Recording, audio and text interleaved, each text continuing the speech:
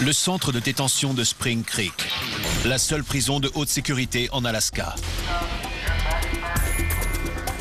C'est le bout de la route pour les criminels les plus violents d'Alaska. C'est aussi là que les jeunes détenus ont déclaré la guerre aux plus âgés. Moi ça va, mais si tu me cherches, j'utilise pas mes poings, je te plante. La violence peut éclater à tout moment. Je vous tuerai! Bienvenue au Country Club.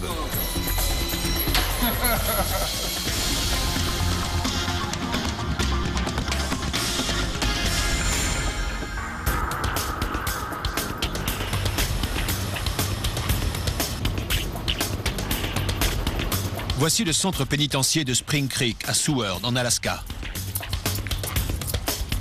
La prison a été construite en 1988 pour héberger les hors-la-loi les plus violents de l'État. Des criminels endurcis, des violeurs, des assassins qui resteront ici jusqu'à la fin de leur jour. Des criminels comme Victor Stern. En 1988, il habitait à Anchorage, où il vendait de la drogue jusqu'à ce qu'il assassine un commis de magasin. On m'a condamné à 99 ans, sans possibilité de libération conditionnelle. C'est comme ça, j'ai tué quelqu'un. Juchés sur un mirador qui domine l'enceinte, les gardiens sont armés de fusils d'assaut. Des outils essentiels au cas où il y aurait du grabuge. Mais même après 15 ans d'expérience, le sergent William Lapinskas sait que pour faire régner l'ordre, il faut pouvoir compter sur la coopération des prisonniers. C'est vite vu. Ils sont 500 ici en ce moment. Et il n'y a que 26 gardiens par équipe de travail. S'ils veulent s'emparer des lieux, c'est possible. Ils en sont capables.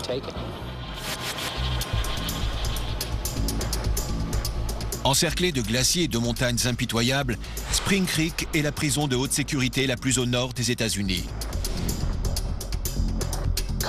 Si vous venez en mars, il pleut et il neige. Et comme les jours sont courts, ça a un effet néfaste sur nous tous. La prison s'étend sur 120 hectares et comprend 3 pavillons abritant entre 500 et 550 détenus. Chaque unité comprend 4 modules. Ici, 2 détenus partagent une cellule d'1,80 m sur 3. Les pavillons 2 et 3 sont réservés pour les détenus ordinaires. Le pavillon 1 est un quartier d'isolement sous très haute sécurité. C'est un moyen pour le directeur, Craig Turnbull, d'exercer un meilleur contrôle sur les prisonniers qui ne veulent pas ou ne peuvent pas s'empêcher d'être violents. Les prisonniers sont confinés dans des cellules individuelles 23 heures sur 24. Ils ont 1 heure de promenade et une douche par jour. C'est le point culminant de leur journée. Condamné en 1986 pour assassinat commandité, John Bright détient le record de temps passé dans le pavillon 1 parmi tous les détenus de Spring Creek, à savoir 12 ans. Il est de retour parmi les prisonniers ordinaires depuis seulement 8 mois. Je me suis toujours bagarré. Ici, dans la rue, pour le plaisir. Ils ne pouvaient pas me mettre ailleurs parce que je me bagarrais tous les jours. J'étais agressif, j'étais un fauteur de troubles. Là, L'Alaska détient l'un des taux de crimes violents les plus élevés des États-Unis. tourne-toi. Et vu que les tribunaux viennent d'augmenter la sévérité des peines, les prisons d'État sont remplies à pleine capacité. La surcharge dans les autres prisons les oblige à envoyer de jeunes délinquants avec des peines légères ici, dans une prison de haute sécurité, ce qui pose un problème. Les jeunes détenus ne connaissent rien au fonctionnement. Ça représente toujours un défi lorsque des prisonniers à perpétuité cohabitent avec des prisonniers qui purgent des peines de courte durée. Ça crée beaucoup de tensions. À 39 ans, Donald Joseph est considéré comme un vétéran et il a la réputation de se quereller avec les jeunes détenus. Tout ce qu'ils veulent, c'est se bagarrer. Moi, ça va, mais si tu me cherches, j'utilise pas mes poings, je te plante. Prêt? Ouais, faites-les entrer. Aujourd'hui, 12 nouveaux détenus sont admis à Spring Creek. Allez, par ici. La première chose que font les gardiens, c'est établir leur autorité. Il y a des règlements ici. Si vous nous causez des problèmes, on vous en causera aussi. Ne jouez pas au plus fin avec nous. Entrez là. Les nouveaux arrivants sont escortés jusque dans une salle où on vérifie s'ils sont sous l'influence de la drogue. Les gardiens savent qu'un prisonnier drogué ou sur le point d'être en état de manque représente une menace majeure pour la sécurité de l'établissement. Examinez-le. Mais la drogue n'est pas le seul problème. Plusieurs de ces criminels violents sont affiliés à des gangs. Il est critique de déterminer de quel détenu il s'agit. Les gardiens cherchent ce qu'ils appellent des tatouages de gang. On photographie tous les tatouages des prisonniers pour ensuite les répertorier. On a une base de données de prisonniers, donc on peut vérifier les tatouages qu'ils avaient en arrivant ici. Il est interdit de se faire tatouer en prison. Quiconque se fait prendre écope d'une peine supplémentaire. Les gardiens vérifient leur dossier à la recherche de sources de problèmes. On veut déterminer s'il faut les placer en isolement dès qu'ils arrivent. Poste 2, pouvez-vous activer le poste 3 et 54B, s'il vous plaît? Les gardiens de la prison sont très vigilants avec les jeunes détenus violents qui veulent s'affirmer. Ne vous arrêtez pas. Viens ici. Toi. Les jeunes arrivent ici et se comportent comme si c'était un rite initiatique. Victor Stern est du même avis. Il y a tous ces jeunes qui débarquent. Ça change le profil démographique. Ces gars, ils s'en moquent. Ils ne font que passer et ils n'ont rien à perdre. Sean Belknap est le genre de jeune qui dérange Stern. Il a un lourd passé d'agression et de vol de voiture. En ce moment, il purge une peine de 40 mois pour avoir violé ses conditions de liberté conditionnelle en conduisant en état d'ébriété. La courte durée de sa sentence signifie que les gardiens et les condamnés à perpétuité vont le surveiller de près. Belknap, B-E-L-K. N-A-P. Normalement, un détenu de la trempe de Belknap purgerait sa peine dans une prison à sécurité normale. Mais vu la surpopulation des centres pénitentiaires et sa réputation violente, il se retrouve ici, à Spring Creek. J'ai fait des allers-retours en prison toute ma vie. La bagarre, ça fait partie de moi. D'habitude, on m'envoie dans une prison normale, mais pas cette fois-ci.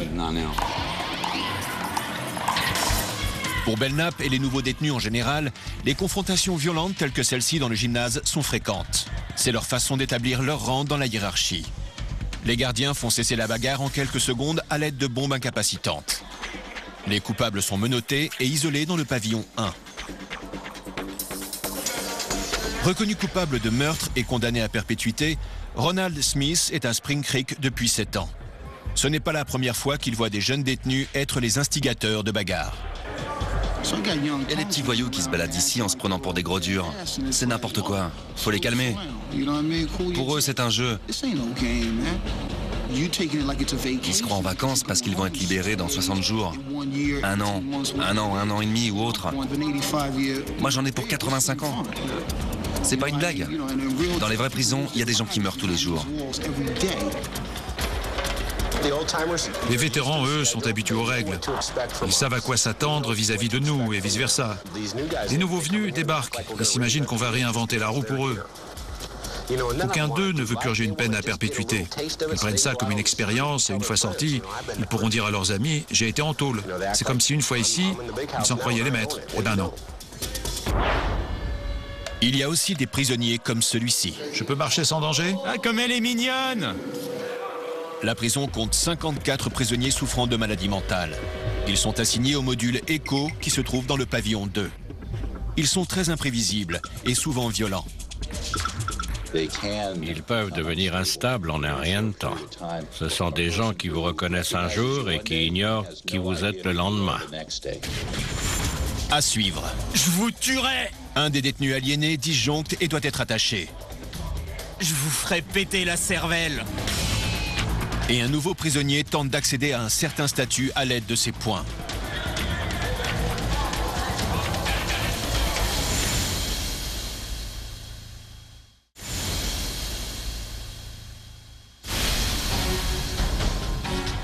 Situé à quelques 200 km d'Anchorage, au milieu d'un magnifique site naturel, le centre de détention de Spring Creek abrite les pires criminels d'Alaska. Fermeture des portes, fermeture des portes. À l'intérieur de cette prison sous haute surveillance, dans le pavillon 2, se trouve l'unité où sont gardés les prisonniers les plus instables. On l'appelle le module ECHO. C'est là où logent les criminels atteints de maladies mentales.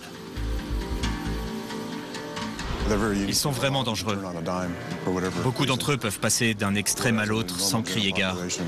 Tandis que dans les modules ordinaires, on arrive à voir ce qui est sur le point d'arriver et on peut intervenir à temps.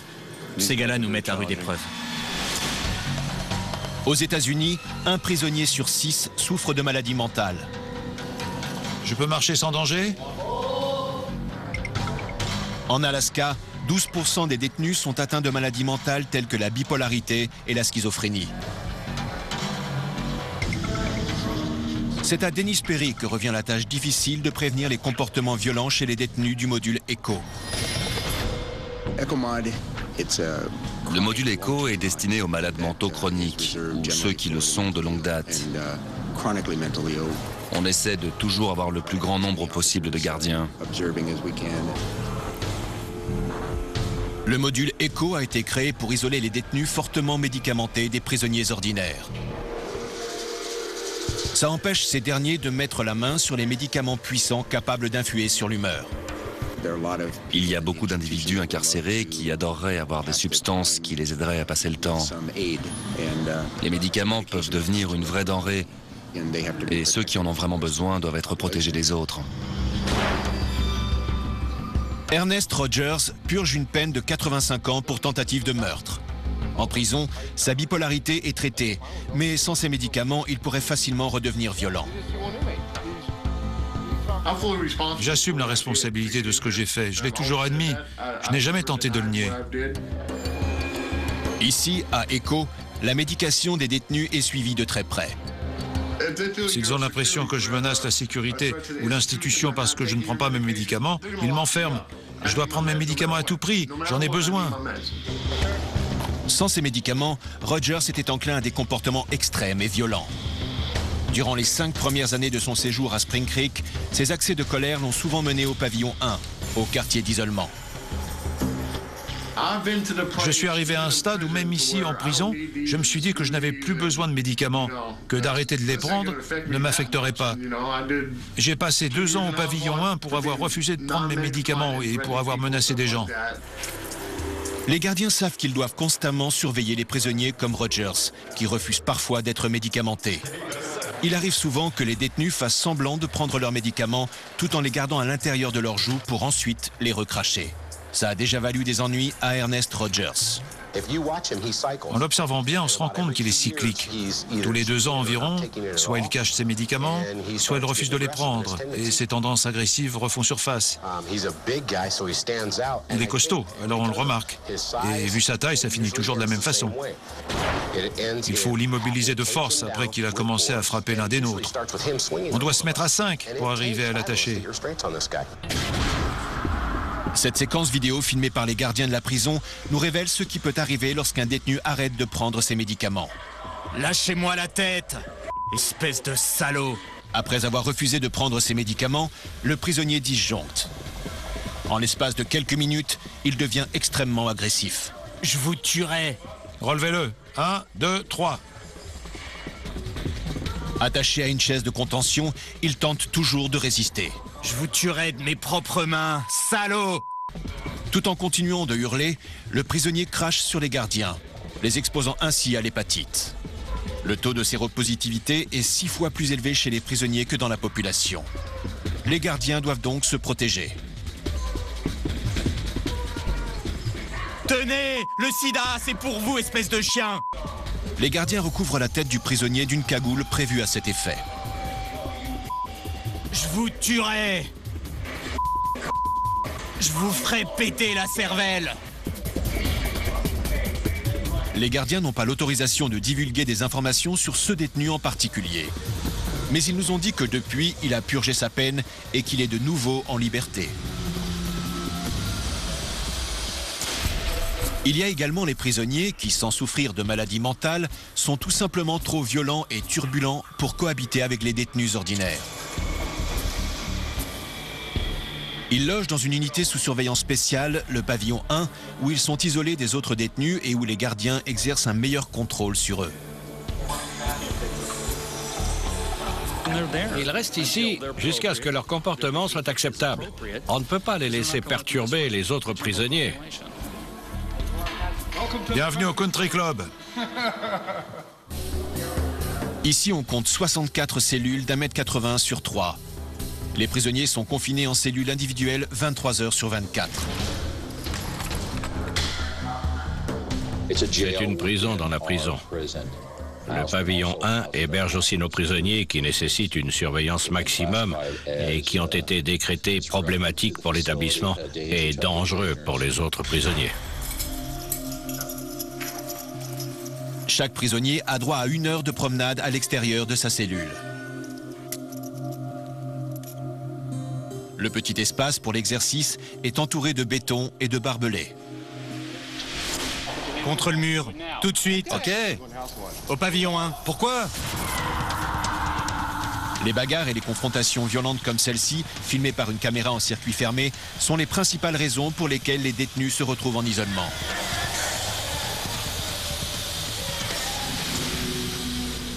Donald Joseph a souvent été placé en isolement. C'est un violent criminel condamné pour tentative de meurtre. J'ai décidé que j'allais lui régler son compte. La première fois qu'il s'est retrouvé au pavillon 1, c'était après une bagarre contre un groupe de détenus qui s'étaient fabriqué des armes maison. Ils essayaient sans cesse de me surprendre avec leurs petites lames et leurs bâtons. Je leur ai dit qu'ils n'étaient qu'une bande de petites frappes. Joseph affirme qu'il n'a fait que se défendre. Je l'ai attrapé par le collet et je l'ai poignardé au visage. Ils se sont tous sauvés en criant. Après avoir maîtrisé la bagarre, les gardiens l'ont emmené en isolement. Comme ils ont affaire à des criminels violents tels que Joseph, ils ne prennent aucun risque. Ici, tous les déplacements des détenus sont contrôlés. À tout moment, les prisonniers sont enchaînés et escortés par au moins un gardien. Mais ils passent 95% de leur temps dans leur cellule. Comme ils ne peuvent pas se voir, ils ne peuvent communiquer qu'à travers les murs. Ralph, fais gaffe à toi! Ouais, toi aussi. Il faut toujours rester sur ses gardes. C'est pas pour rien qu'ils sont ici. Tous ceux qui sont transférés ici ne sont pas là sans raison. Certains de ces gars sont si cinglés qu'on leur attache les pieds. Ils ont des chaînes au ventre et aux pieds. Je vais vous demander de sortir. Ce sera beaucoup plus facile comme ça. Ce détenu a la réputation de cracher sur les gardiens. Ils n'ont pas d'autre choix que de lui faire porter une cagoule lorsqu'ils le conduisent de sa cellule à l'aire de promenade. Une cagoule. Il a déjà craché sur un gardien. Maintenant, on est forcé de lui faire porter ça. Ouais, je comprends. Ouais. On identifie rapidement les détenus qui défient constamment l'autorité et on les surveille de près. Les prisonniers du pavillon 1 reçoivent des tenues rouges, ce qui les différencie des autres vêtus de jaune. Le rouge rappelle aux gardiens qu'ils sont en contact avec les détenus qui présentent le plus grand danger.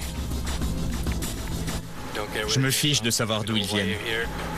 On sait pourquoi ils sont ici. Ils arrivent, on leur retire ce qu'ils portent et on les habille de rouge. On leur remet 3 tenues de rechange. On leur donne des draps et une trousse de toilette avec du savon et du dentifrice. Des panneaux de couleurs sont placés sur les portes des cellules de cette unité. Ils ont pour but de classifier les détenus à l'intérieur. Il y a des panneaux blancs, bleus, verts et roses. Ces derniers identifient les détenus qui ont déjà agressé des membres du personnel. Il doit toujours y avoir 2 gardiens lorsqu'on ouvre une porte ornée d'un panneau rose. Celle-ci se trouve toujours au rez-de-chaussée par mesure de sécurité pour les gardiens. On leur donne toujours les cellules du bas. On ne veut pas prendre de risques. À l'étage, les gardiens risquent de se faire pousser par-dessus la rampe. Il y a toujours 2 gardiens qui s'occupent de ces prisonniers, en plus des chaînes aux pieds et aux mains. Malgré la sévérité des sanctions, certains de ces prisonniers refusent de retenir la leçon. Il y a des gars qui partent et reviennent le même jour. Il y en a un à qui un type qu'il n'aimait pas a parlé, il lui a sauté dessus. Il est revenu ici tout de suite. Il est resté que 5 minutes à l'extérieur. Condamné pour meurtre, John Bright est l'un des détenus qui finit toujours au pavillon 1. J'ai passé plusieurs années au pavillon 1 pour avoir battu un type presque à mort quand j'étais dans le module écho. J'ai essayé de le raisonner, de lui dire d'arrêter, il n'a pas voulu. Ça m'a valu 6 ans en isolement. Mais même après 6 ans, Bright n'a pas su rester tranquille. Il a passé 6 autres années en isolement pour s'être battu. Il vient tout juste de revenir parmi les prisonniers ordinaires. Il affirme que les gardiens lui ont donné un ultimatum. Je sais me battre. Regardez mes mains. Elles sont toutes tordues. Elles sont mal en point. Bref, les gardiens m'ont dit que si je me battais encore, ne serait-ce qu'une fois, ils allaient me mettre en isolement jusqu'à ma mort. Les gardiens espèrent que Bright a enfin retenu la leçon.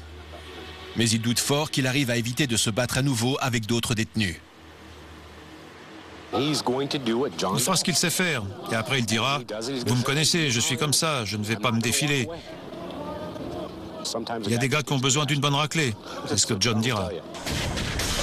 À suivre. Les gardiens font face à une nouvelle menace. La lutte entre les jeunes et les vieux détenus. Bouclier, c'est parti! Et que se passe-t-il lorsqu'un détenu refuse de sortir de sa cellule?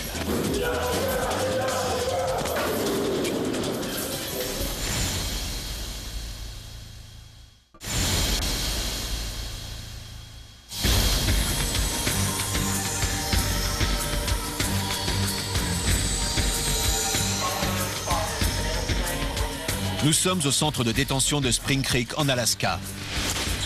Derrière ces murs se trouvent les criminels les plus dangereux de l'État. Depuis 20 ans, cette prison accueille des détenus purgeant de lourdes peines pour des crimes violents comme des vols à main armée et des meurtres. Mais Spring Creek est en train de changer. Les prisons à surveillance modérée sont surpeuplées et Spring Creek doit héberger un nouveau type de détenus. De jeunes prisonniers purgeant de courtes peines. Pour un gardien comme Eric Torrey, faire régner la paix est une tâche particulièrement difficile. Ces temps-ci, les choses sont de plus en plus difficiles. Les périodes de transition sont propices aux problèmes. Les gardiens et les détenus qui purgent des peines à perpétuité s'entendent pour dire que l'afflux de nouveaux prisonniers rend Spring Creek encore plus dangereuse. Il faut être vigilant et constamment sur ses gardes. Il faut bien comprendre que tous ces types sont des prédateurs. Ils ont tous fait au moins une victime en dehors de ces murs et parfois dans des conditions horribles. Ces jeunes qui débarquent avec leur peine de courte durée, ils s'en moquent. Ils n'ont rien à perdre. Victor Stern est arrivé à Spring Creek en 1989, condamné pour meurtre à 99 ans de prison sans possibilité de libération conditionnelle. Lorsque Stern est arrivé ici, il était toujours prêt pour la bagarre. J'étais prêt à tuer. Peu importe qui me cherchait, j'allais le tuer. J'avais le choix entre tuer ou être tué. Avec le temps, il a compris les règles de la prison, mais il se tient toujours sur ses gardes. Stern n'a aucune tolérance envers les jeunes détenus qui veulent se faire une réputation en cherchant à se battre avec lui. Les jeunes croient qu'il est important de s'affirmer. Victor Stern et tous les types qui sont ici à perpète ne vont pas se laisser intimider par d'autres prisonniers. Alors leur seul moyen d'y arriver, c'est en s'affirmant dès leur arrivée. Ils croient tous pouvoir réussir à le battre, se faire une réputation à son détriment.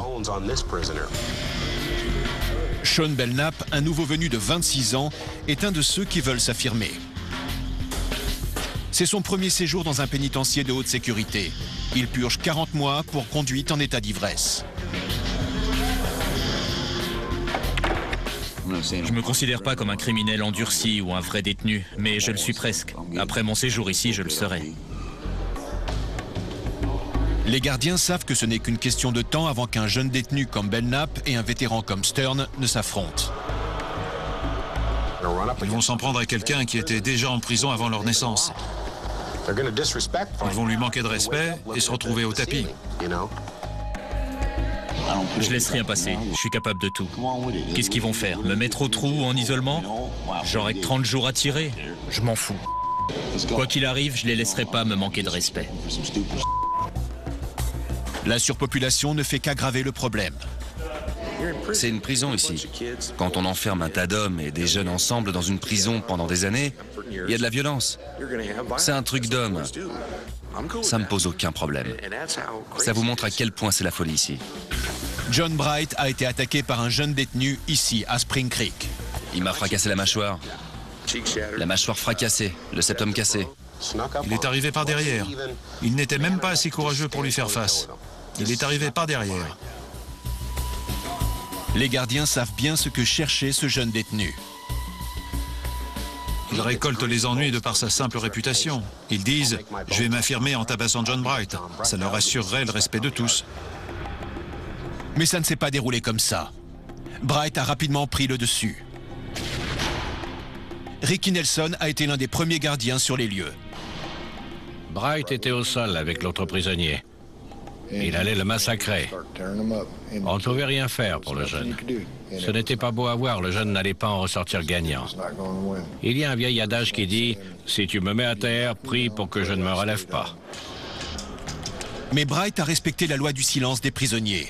Même s'il a été victime d'une attaque, il n'a pas porté plainte contre le jeune détenu.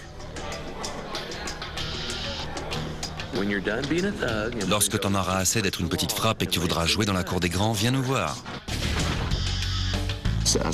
C'est comme ça. Je peux pas cafeter. Ça se fait pas. Les noirs balancent pas les noirs et c'est pareil pour les blancs. Ça fait partie de nos règles. Ces règles tacites signifient que les prisonniers se vengent à leur façon. Ce qui complique passablement les enquêtes. La réponse habituelle lorsqu'on pose des questions concernant un cocard ou une blessure quelconque, c'est « je me suis fait ça en jouant au basket ». Voilà ce qu'ils disent.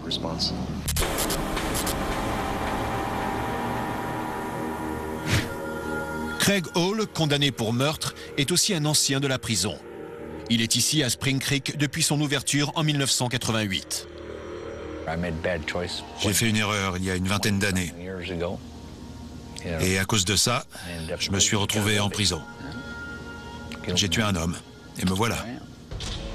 Plusieurs années plus tard, il a été la cible d'une bande de jeunes détenus. Des jeunes, ils étaient 4. Ils sont arrivés par derrière pour soi-disant s'affirmer en tabassant un type. C'est ce qu'ils ont fait, et ils l'ont massacré. Les gardiens ont finalement découvert ce qui s'était passé. Mais malgré son tabassage, Hall a toujours refusé d'identifier ses agresseurs. Je l'ai interrogé juste après son agression et je savais à quoi m'attendre. Il n'a rien dit. Il a gardé la tête haute, il n'a jamais dit un mot. Un vrai taulard. Il ne cafete pas, il ne dit rien. Il va s'en charger lui-même. Les vétérans comme John Bright et Victor Stern savent qu'il y a toujours une bagarre qui les attend au prochain tournant. On sourit, quelques minutes plus tard, on est là en train de parler, et la minute suivante, on se fait démolir. Ça peut arriver n'importe quand, parce qu'on ne sait jamais ce qui se passe dans la tête d'un autre. Ça peut arriver, c'est certain. La tension créée par la violence entre détenus est constante. Aujourd'hui même, il y a une bagarre dans le gymnase. Vous voulez voir? Il y a une bagarre, regardez par la fenêtre. C'est la deuxième bagarre de la journée. Les deux détenus sont emmenés en isolement. Lorsqu'on a affaire à des gars qui savent se comporter en prison, c'est bien plus facile qu'avec d'autres qui ignorent comment ça marche. Quelle que soit la menace, les gardiens tentent de garder une longueur d'avance sur les quelques 500 détenus qui n'ont rien de mieux à faire que de manigancer des coups. Pour faire régner la paix, les gardiens doivent exercer un contrôle sévère. Tous les soirs à 21 h, les détenus ordinaires des pavillons 2 et 3 rentrent dans leurs unités après le travail ou après avoir traîné dans la cour. Ils passent les 2 heures suivantes en récréation libre à l'intérieur de leurs modules respectifs. Fermeture des portes. Fermeture des portes.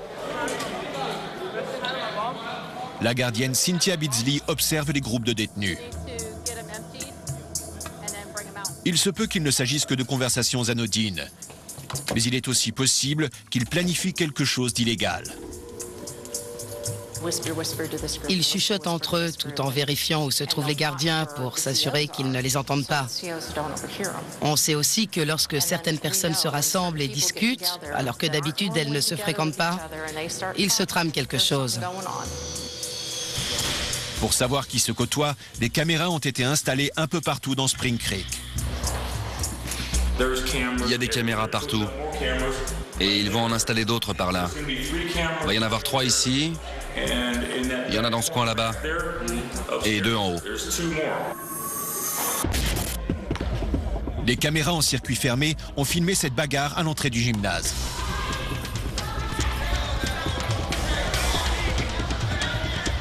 Les gardiens tentent de maîtriser les disputes le plus rapidement possible. Ils savent que les petites bagarres peuvent devenir générales. Ma première préoccupation lorsque je trouve quelqu'un qui s'est fait tabasser, c'est de savoir si c'est terminé. Si je m'en occupe pas tout de suite, ça va dégénérer. Ça peut devenir quelque chose de grave qui va affecter tout l'établissement. Pour garder le contrôle de la situation, Ricky Nelson observe les changements subtils chez les détenus. S'il y a quelque chose qui cloche dans le module, on sent la tension dans l'air, sans savoir exactement ce qui se passe. Alors on se promène un peu, on parle, on prend la température. Et il y a certains prisonniers clés qui nous donnent les grandes lignes, et on part de là. Les gardiens tentent de créer des liens avec des prisonniers clés et d'en faire des informateurs qui pourraient divulguer des renseignements à propos des autres. Mais si un prisonnier est soupçonné de balancer, il va en payer le prix. Il y a des balances dans mon module. J'ai dit à l'un d'eux, je sais pas pourquoi tu me parles, mais si tu continues, je vais t'arracher la langue. La balance est dehors et les phoques s'amuseront avec. Il y en a un qui a été blessé parce que chaque fois qu'il a été dans un module, il se mettait à parler sans même chercher à se cacher. La seule solution, c'est de le tuer. Les informations obtenues grâce aux détenus mènent souvent à une fouille de cellules. Selon Eric Torrey, on joue constamment au chat et à la souris.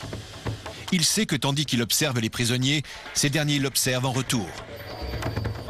Je suis ici la moitié du temps, alors qu'eux, ils sont ici tout le temps. Ils en savent plus sur moi que moi-même. Mes manières, les habitudes dont je ne me rends pas compte, ils sont très sensibles à ce genre de choses. Ils les connaissent.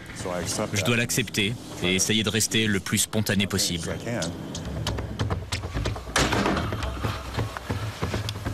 « 31, il y a une équipe à la G15. » Les fouilles exécutées dans les cellules sont une façon de prévenir les bagarres. D'habitude, ce prisonnier est vraiment propre et organisé, mais je constate un léger désordre ici. Les gardiens de Spring Creek trouvent régulièrement des couteaux, des lames faites maison et de la drogue. Dans cette cellule, Torrey ne trouve pas d'armes, mais une chose tout aussi précieuse.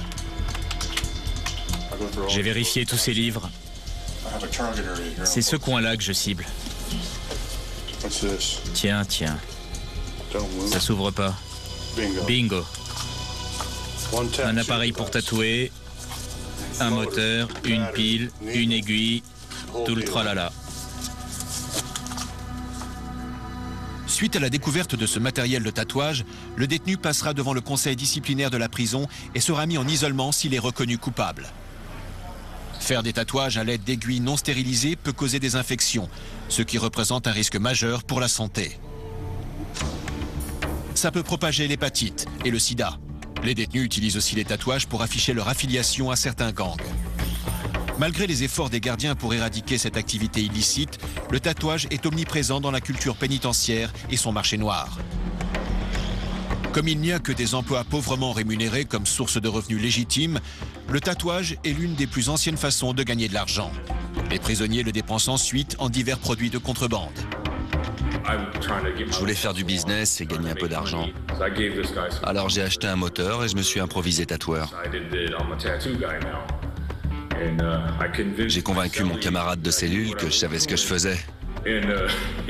Alors il m'a donné $25 pour que je lui fasse une encre sur le bras. Mais avant de me mettre à l'ouvrage, je devais assurer mes arrières. Donc il y avait un jeune qui faisait le guet pour nous. Il a crié et on a entendu « Fermeture des portes !»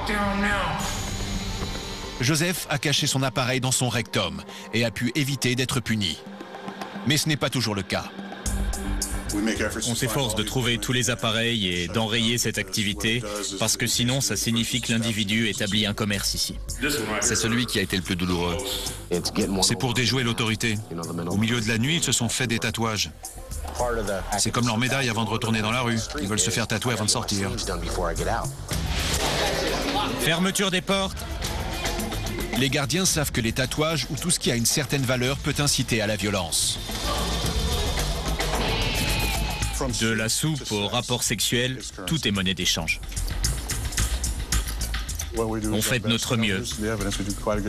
On s'en sort plutôt bien pour trouver des preuves et rétablir l'ordre. Pour les gardiens de Spring Creek, la règle de base est simple, être vigilant. La complaisance est synonyme de mort. Un instant. Prévenir veut dire se préparer au pire. Ils veulent la guerre. C'est parti. À suivre. Un détenu violent saccage tout.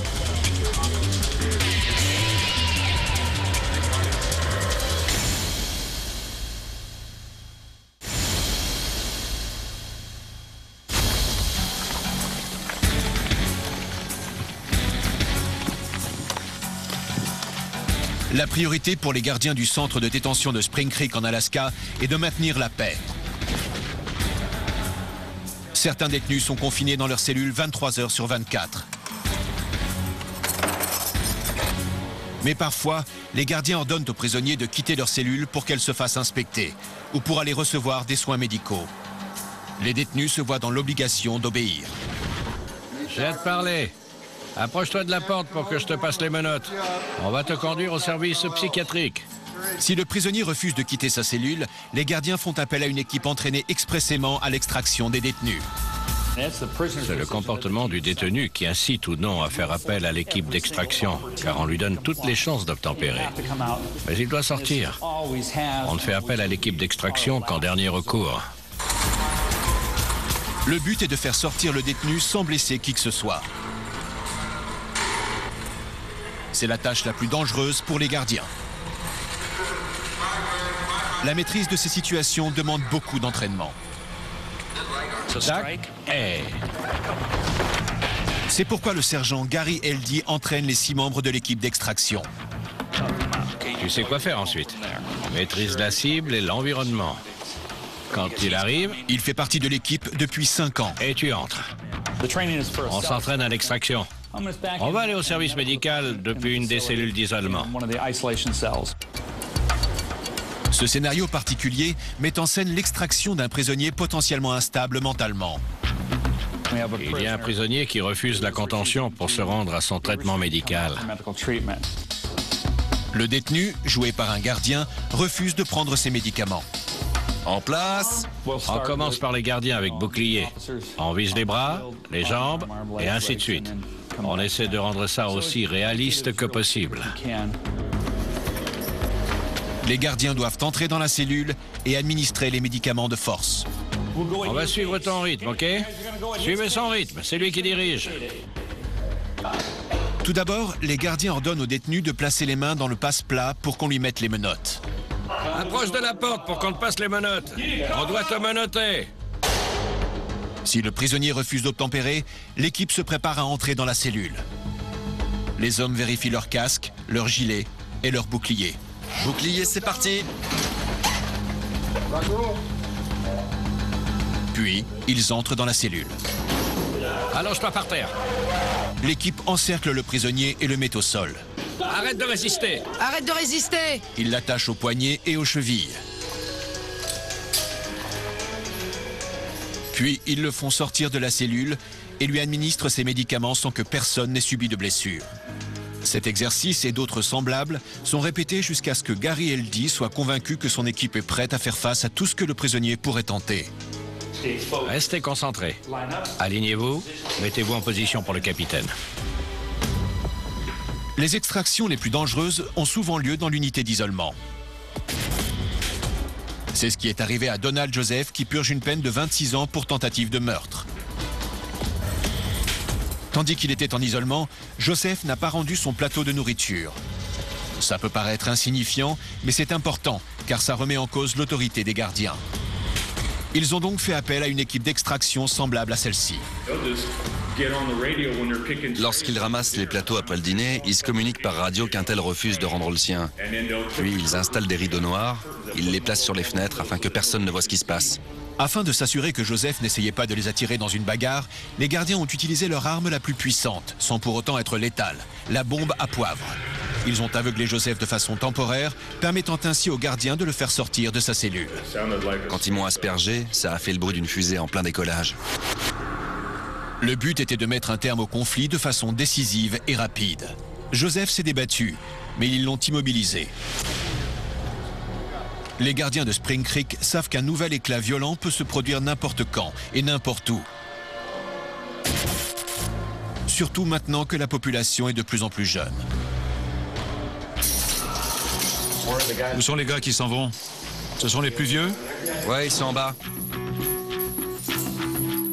Ce matin, ces hommes sont escortés à l'extérieur de leur cellule. Ils vont être transférés en Arizona. Parmi ceux qui partent, on compte plusieurs des plus vieux prisonniers de Spring Creek. Bien, messieurs. On les transfère dans un autre État en vue de faire de la place pour d'autres détenus en provenance des prisons surpeuplées d'Alaska. On n'attend plus que le dossier de... Compris. Et tandis qu'ils partent, de nouveaux prisonniers, dont plusieurs sont jeunes et violents, font leur entrée dans les modules déjà remplis. On va tenter de transférer environ 30 prisonniers ces 7 prochains jours. Ce qui veut dire qu'on va nous en envoyer 40. C'est comme ça, on n'y peut rien. On se prépare pour leur arrivée. Ils devraient être là autour de 13 heures. Les anciens laissent la place aux nouveaux. C'est comme ça que ça marche à Spring Creek. Reculez jusqu'au type en fauteuil roulant. C'est plein? Vraiment? Ils sont ravis d'aboutir ici, surtout les jeunes. C'est comme un honneur. Ils peuvent s'en vanter. Ce sont les mêmes types qu'on nous a amenés la dernière fois. Et c'est reparti. Ils sont de retour parmi nous. C'est triste. Ça fait 20 ans que je suis là. Et j'ai vu des gars revenir 10 fois. Ils vont et viennent. On dirait une porte à tambour. Tous les 2 ou 3 ans, on voit les mêmes gars qui vont et viennent.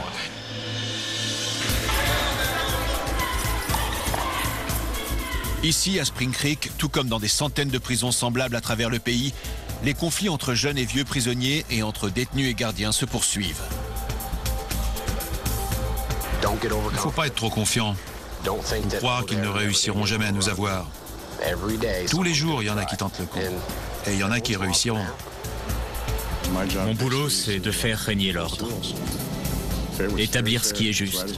Ce qui est bien est bien et ce qui est mal est mal. Comme j'ai déjà dit, si les prisonniers me cherchent, ils me trouveront. Sinon, tout ira bien. Il n'y a pas d'ambiguïté. À Spring Creek, chaque jour présente de nouveaux défis pour les gardiens.